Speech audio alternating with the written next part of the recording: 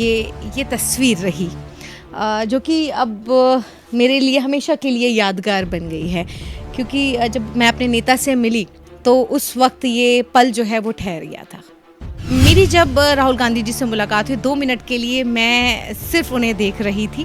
जब मेरी उनसे बात हो रही थी तो लगातार वो मुझे सिर्फ और सिर्फ सुन रहे थे। मैं कह रही थी और राहुल गांधी जी मेरी बातों को सुन रहे थे। मंजिल पे ना पहुंचे उसे रास्ता नहीं कहते और 2-4 कदम चलने को चलना नहीं कहते। अभी तो राहुल गांधी जी, अभी तो सफर लंबा है, मंजिल दूर है। आरफा जी, सबसे पहला सवाल ये कि भारत जोड़ो यात्रा चल रहा है, राहुल गांधी से आप आकर मिली है, राहुल गांधी से मुलाकात हुई है, उस यात्रा ने कितना महिलाओं को मजबूत किया? क्योंकि महिलाएं सुरक्षित शिक्षित हो, सबसे बड़ा मोटिव राहुल गांधी का या भारत जोड़ो का वही है। देखिए, राजस्थान के दौसा से मैं इस यात्रा को मैंने ज्वाइन किया और राजस्थान के अलवर में मेरी मुलाकात राहुल गांधी जी से हुई, जिसमें मैंने महिलाओं के राजनीतिक सशक्तिकरण को लेकर राहुल गांधी से अपनी बात रखी। और राहुल गांधी जी ने जब महिलाओं की बात हुई तो राहुल गांधी जी ने सबसे पहले शाहीन बाग की मैंने वो फ़ोटो दिखाई और वो फ़ोटो देख कर के उन्होंने CNRC के बारे में भी उनसे मेरी चर्चा हुई। मेरी उनसे शाहीन बाग में आने वाले नफरती बुलडोज़र के बारे में चर्चा हुई। तो वो जब फ़ोटो उन्होंने देखा तो वो फ़ोटो देख करके उन्होंने मेरी पीठ थपथपाते हुए मुझे कहा कि आप जैसे सिपाहियों की हमें सख्त ज़रूरत है और इसी तरीके से डटे रहिए और मोहब्बत के साथ आगे बढ़ते रहिए। और इसके साथ ही उन्होंने मुझे भरोसा दिलाया कि जब मैंने उनसे महिलाओं के राजनीतिक सशक्तिकरण को लेकर बात रखी तो उन्होंने कहा कि इस यात्रा के ख़त्म होने के बाद वो इस पर पुनः विचार करेंगे। इस बात की मुझे खुशी है कि मेरे नेता राहुल गांधी जी ने मेरी बात को बहुत ही संजीदगी से सुना और समझा। तो ये मेरे लिए बहुत बड़ी बात है। एक आम कार्यकर्ता के लिए मैं बहुत अपने आप को बहुत छोटी सी कार्यकर्ता कांग्रेस पार्टी की समझती हूँ और कार्यकर्ताओं की बात सुनना लगातार जिस तरीके से इस यात्रा में महिलाएं, बच्चे, बुजुर्ग सभी लोग जुड़ रहे हैं और राहुल गांधी जी सिर्फ सुनने का काम कर रहे हैं। मन की बात तो मोदी जी करते हैं। मन की बात पसंद नहीं आती आपको? नहीं, मन की बात मोदी जी करते हैं, लेकिन लोगों की मन की बात कि आम जनता क्या चाहती है, आम जनता क्या कहती है, उसके क्या दुख है, वो राहुल गांधी जी पूरे देश भर में जिस तरीके से कन्याकुमारी से लेकर के कश्मीर तक 3570 किलोमीटर की इस यात्रा को तय करते हुए आगे बढ़ रहे हैं। बड़ी बात है कि राहुल गांधी जी जिस तरीके से लगभग 2000 किलोमीटर से ज़्यादा चल चुके हैं, तो ये बहुत अपने आप में बहुत बड़ी बात है कि लोगों का लगातार उसी तरीके से समर्थन मिल रहा है, प्यार मिल रहा है और लोग अपनी बात रखने के लिए राहुल गांधी जी के पास आ रहे हैं। अच्छा, एक बात बताइए, राहुल गांधी जी से आप मिले, आप सुप्रीम कोर्ट की लॉयर है, बहुत सारे ऐसे लोगों से वास्ता पड़ता होगा जिनकी बातें समझना लगता होगा कभी कभी कि यार ये किस तरह की बातें कर रहा है। तो राहुल गांधी जी से आप मुलाकात हुए तो आपको लगा कहीं पर भी 1% कि जो छवि मीडिया में या कह सकते दरबारी मीडिया ने उनकी बनाई है उसमें वो कहीं पर भी 1% भी उनमें दिख रहा है? देखिए, हम लोग तो इस बात को जानते हैं, बहुत अच्छे तरीके से जानते हैं कि जिस तरीके से हज़ारों लाखों रुपया राहुल गांधी जी की छवि को बिगाड़ने के लिए भाजपा खर्च करती है, तो वो तो जग जाहिर है। क्योंकि जिस तरीके से भारत जोड़ो यात्रा का जिस तरीके से समर्थन मिल रहा है तो भाजपा बौखला गई। अब आप जब राहुल गांधी से मिली तो सबसे यादगार लम्हा आपका राहुल गांधी के साथ क्या रहा? कोई क्षण, कोई चीज़? क्योंकि मैं बहुत सारे लोगों को दिखा तो वो गले मिल गया, तो क्या सबसे यादगार लम्हा, क्षण क्या रहा राहुल गांधी से? देखिए, सबसे यादगार लम्हा मेरे लिए ये तस्वीर रही जो कि अब मेरे लिए हमेशा के लिए यादगार बन गई है, क्योंकि जब मैं अपने नेता से मिली तो उस वक्त ये पल जो है वो ठहर गया था। तो देखिए, जो ग्राउंड पे जिस तरीके से राहुल गांधी जी की छवि को धूमिल करने की कोशिश भाजपा कर रही थी, अब दूध का दूध और पानी का पानी साफ हो चुका है। और आपके चैनल के माध्यम से एक बात कहूँगी, मंजिल पे ना पहुंचे उसे रास्ता नहीं कहते और 2-4 कदम चलने को चलना नहीं कहते। अभी तो राहुल गांधी जी, अभी तो सफर लंबा है, मंजिल दूर है। सवाल है कि राहुल गांधी जी से जब आपकी मुलाकात हुई तो क्या बातचीत हुई उनसे? मेरी जब राहुल गांधी जी से मुलाकात हुई 2 मिनट के लिए मैं सिर्फ उन्हें देख रही थी, क्योंकि जब आप अपने नेता को अपने सामने देखो जिससे आप बात जो कहने आए हैं, मैं जब उनसे मिली तो सबसे पहले उन्होंने मुझसे यही पूछा कि आप कहाँ से आई हैं। मैंने उनको बताया मैं दिल्ली से आई हूँ और उसके बाद लगातार उनसे मेरी महिलाओं के मुद्दों को लेकर के बात हुई, जिसमें मैंने राजनीतिक सशक्तिकरण महिलाओं को किस तरीके से मजबूत किया जाए इस पर मैंने अपनी बात रखी। और इसके बाद उन्होंने जब महिलाओं की बात आई तो सीएनआरसी की बात आई, शाहीन बाग में आने वाले नफरती बुलडोजर की बात आई। तो उन्होंने मेरी बात को बहुत ही संजीदगी से बहुत पेशेंटली सुना।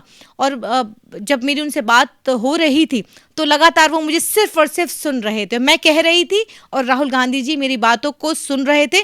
सीएनआरसी के बारे में उन्होंने मुझसे पूछा कि इसको समझा, लेकिन समय का अभाव था, इसी वजह से उन्होंने मुझसे 15 मिनट मुझे 15 मिनट दिए कि इस यात्रा के ब्रेक में आप मुझसे 10-15 मिनट के लिए का समय मुझे मिला था। उस 15 मिनट के समय में मैंने शाहीन बाग का जिक्र किया, मैंने सीएनआरसी का जिक्र किया, मैंने शाहीन बाग में आने वाली नफरती बुलडोजर का जिक्र किया और उन्होंने बहुत अच्छे से मेरी बात को सुना। अच्छा, ये जैसे अभी सभी का चेहरा खुल चुका है, आम आदमी पार्टी का शायद चेहरा खुल चुका है, गुजरात में वोट परसेंट कांग्रेस के कटे, और भी जितने भी क्षेत्रीय दल है वो कभी भी जो है खुलकर नहीं लड़ते, क्योंकि रामपुर में जो है उपचुनाव होते हैं और वहाँ पर भी जिस तरह से वोटिंग परसेंटेज होता है उस पर जो है बहुत सारे चेहरे खुल रहे हैं। अब सवाल ये है कि 2024 में माइनॉरिटी राहुल गांधी के लिए या कांग्रेस पार्टी के लिए क्या सोचता है, क्योंकि 2024 ये तय करेगा कि शायद मुसलमानों को अपना प्रमाण पत्र देना होगा कि वो हिंदुस्तान में रहने वाला मुसलमान है, उसके पूर्वज हिंदू रहे थे। तो 24 क्या तय कर रहा है? देखिए, जिस तरीके से आज आम जनता पढ़ाई लिखाई रोजगार, जिस तरीके से महंगाई की दर है, अर्थव्यवस्था गिर रही है, आम सुविधाएं आवाम को नहीं मिल रही है, ये तमाम मुद्दे हैं जनता के सामने। और इसको देखते हुए विकास पे वोट दिया था, लेकिन विकास नहीं हुआ। नोटबंदी, जीएसटी और ऐतिहासिक इमारतों के नाम बदलना, सिर्फ देश के अंदर ये मुद्दे रह गए हैं। गाय, गंगा, यमुना और दंगा, इस पे बात होती है, लेकिन आम जनता के मुद्दों पर बात नहीं होती है। तो जनता इस बात को समझ रही है। 2024 देखिए, ये भारत जोड़ो का मकसद 2024 नहीं है, क्योंकि ये कोई राजनीतिक यात्रा नहीं है।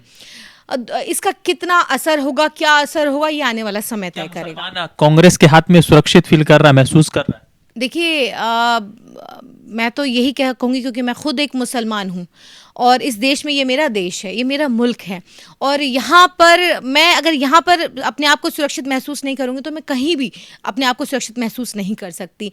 हाँ, ये ज़रूर है कि बीते 8 सालों में देश का माहौल बिगड़ा है, इसमें कोई दोहराई नहीं है। भाजपा ने जिस तरीके से नफरत परोसा है और तमाम जो जिनसे उम्मीद की जा रही थी, जो लोकतंत्र के पिलर हैं, स्तंभ है, उनसे उम्मीद की जा रही थी कि वो अपना जो सही जो बात है वो लोगों के सामने रखेंगे, चाहे वो मीडिया हो या कोर्ट हो, या फिर हम अगर यहाँ से अगर लोगों को जस्टिस अगर नहीं मिलेगा, अगर मीडिया अगर सही सच नहीं दिखाएगा, तो फिर लोग किससे उम्मीद करेंगे, किसका दरवाज़ा खटखटाएंगे।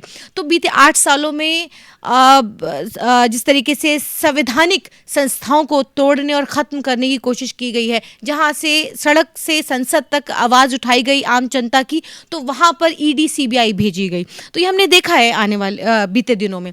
तो आने वाले वक्त में जनता इन सभी चीज़ों को ध्यान में रख कर के वोट करेगी 2024 में, क्योंकि माइनॉरिटीज़ का क्या रुख रहेगा, क्योंकि माइनॉरिटीज़, देखिए, माइनॉरिटीज़ हो चाहे मेजॉरिटी हो, अल्पसंख्यक बहुसंख्यक क्या चाहता है, एक ही, चाहे वो कोई भी इस देश का कोई भी नागरिक, वो आम सुविधाएं जो आवाम को मिलनी चाहिए वो चाहता है।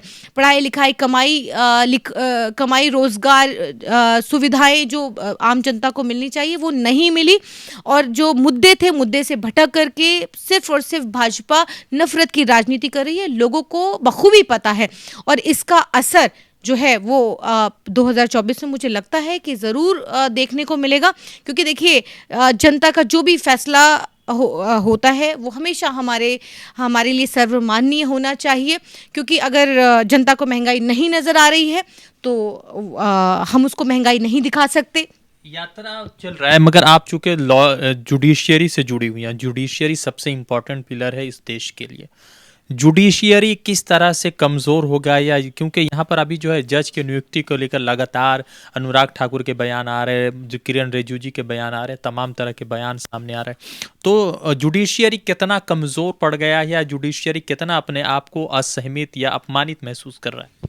देखिए, इसका तो सीधा सीधा उदाहरण है कि जब जो सुप्रीम कोर्ट के जज ही इंसाफ की गुहार लगाने के लिए बाहर मीडिया के सामने जिस तरीके से आए थे और उन्होंने मीडिया के सामने अपनी बात रखी थी कि यहाँ पर वो खुद न्याय मांग रहे थे, तो आप न्यायपालिका से क्या किस तरीके की उम्मीद करेंगे? आम जन किस तरीके से न्यायपालिका पे भरोसा करे?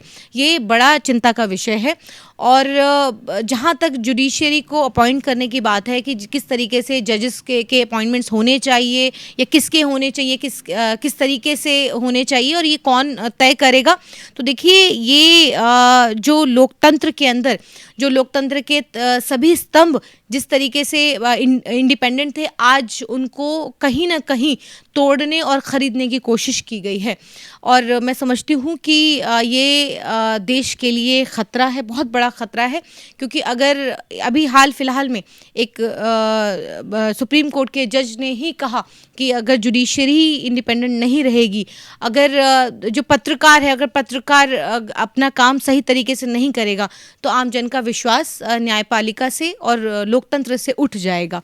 तो देखिए ये चीज़ें हैं जो देश के लिए बड़ा खतरा है और हमें भी ये समझना ज़रूरी है कि सही सच किस तरीके से लोगों के सामने रखा जाए, क्योंकि आज अगर राहुल गांधी जी की छवि को धूमिल करने के लिए अगर हज़ारों लाखों रुपया खर्चा किया जा सकता है, तो आप सोचिए कि हम कहाँ खड़े हैं। अच्छा, एक सवाल बताइए कि प्रधानमंत्री नरेंद्र मोदी जी या भाजपा के लीडर या अमित शाह जी, क्या आपको लगता है कि वो जुडिशियरी के ऊपर भी आक्रमण कर रहे हैं? ऐसा कुछ मतलब आप चूंकि लॉयर हैं, जुड़ी हुई सुप्रीम कोर्ट से, तो कभी ऐसा महसूस होता है?